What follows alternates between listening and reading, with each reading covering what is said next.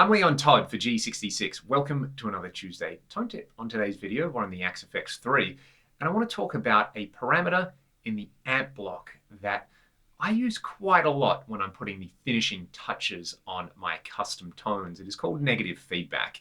And I'm not talking about when people get in the comments and say, hey Leon, you dial in all your tones to sound the same.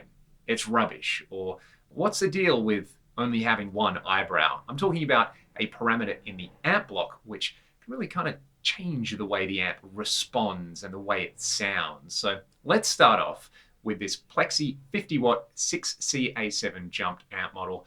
Probably my favorite Plexi model in here. I'm pairing it up with my go-to cab IR and a little bit of London plate reverb. This is a PV Wolfgang special. Let's have a listen to where I've got the amp dialed in at the moment.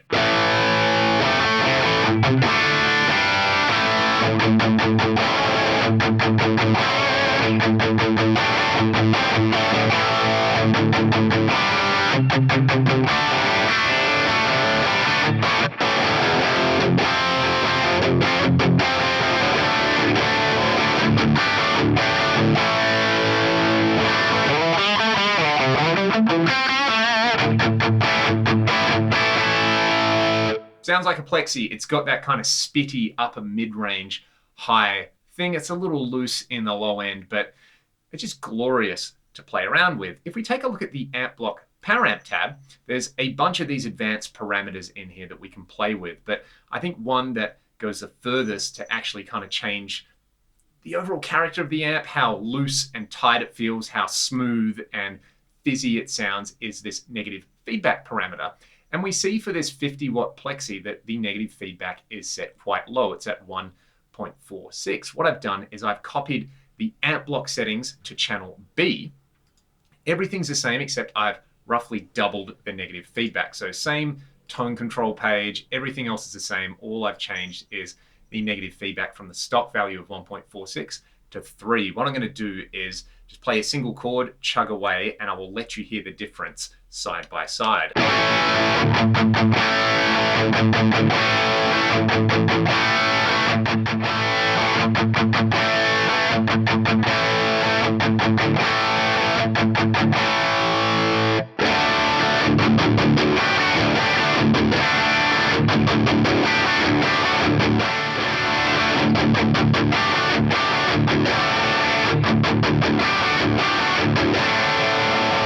All right, that's pretty subtle, but you should be able to hear that the amp block on channel B with the negative feedback turned up is a little smoother sounding, and the low end, especially on this low D string that I've got here, is a little more refined and tighter. Let's do the same experiment, but this time we're going to go from the stock value of 1.46 to a value of 6. This will be even more pronounced.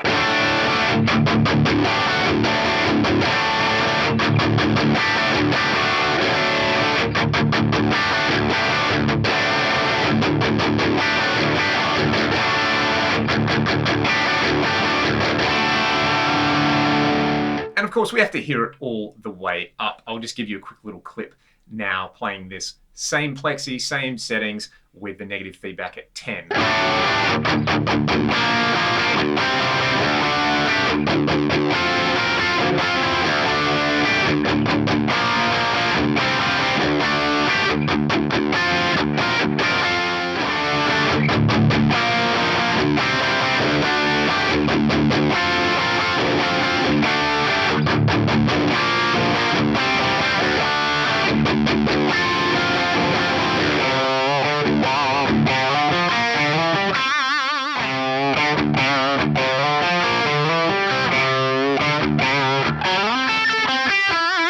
You'll also notice that I have had to adjust the overall level of each amp block. As the negative feedback goes up, the overall volume output will go up on the amp as well. So I tried to roughly match those using the preset leveling tool in Axe Edit. Now, with the negative feedback at 10, with the negative feedback at 6, with this particular amp, it almost kind of doesn't sound like a Plexi anymore to me. You could hear with that last clip, a lot of that kind of character, that sizzle, that mid-range push, the really, I don't know what you want to call it, kind of juicy Plexi character that we all know and love. It's such a classic tone in there.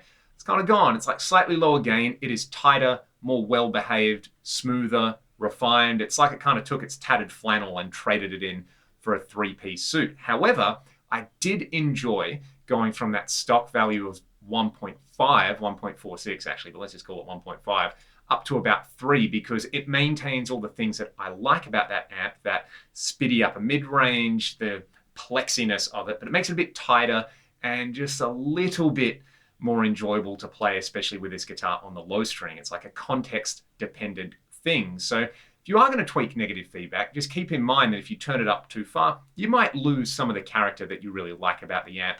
Generally, changing it by about 2 to 3 on the dial will work pretty well either way to either give you more smoothness and tightness or kind of more spittiness, fizz, and a little bit more looseness in there. Let's try the same thing, this time with a clean amp and a Strat. This is a Fender Buddy Guy Strat, and I've got the band commander dialed up, gain at 5, bass just below 3, treble up above 6, so it's pretty bright sounding even on the neck pickup here. Let's take a look at where the negative feedback is. The stock value is just below 3, so I'll let you hear this at the stock value, then the same amp settings with the negative feedback doubled to 6.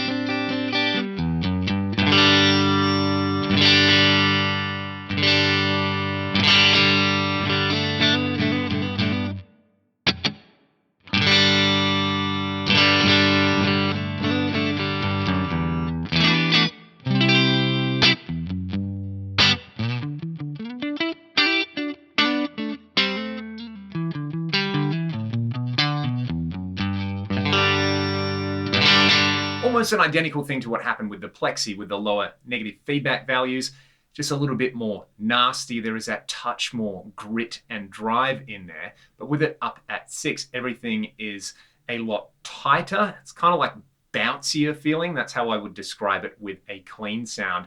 There's less of that saggy thing that happens, which I personally really like with Fender style amps, but it is a cool sound. I would say if you're going for like a bluesy kind of thing with Fender amps, you might want to try lower the negative feedback. So if we bring this down and then say add a little bit of extra gain on the amp, this is what we get.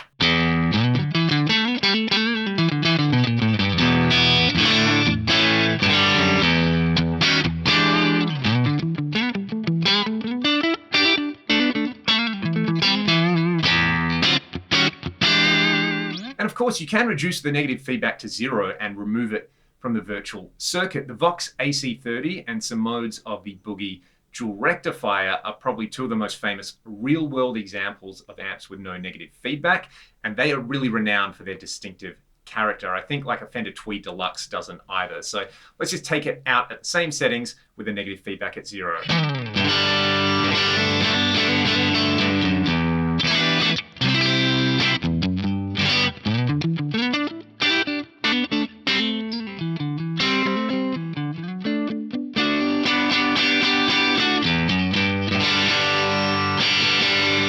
Again, it just makes it that little bit nastier, looser sounding, kind of more unhinged. So if you are looking for that last little bit of fairy dust on your amp tone, negative feedback is a great advanced parameter to try and tweak. If you've got a little bit too much fizz and your amp feels a little bit too loose, try and turn the negative feedback up a little bit.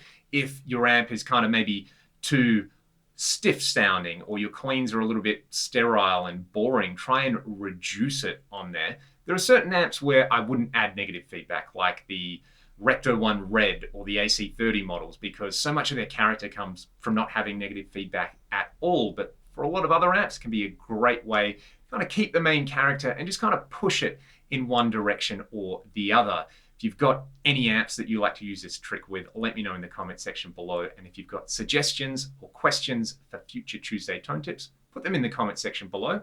Hope you have a great day, and I will see you all next week. Thanks so much for watching.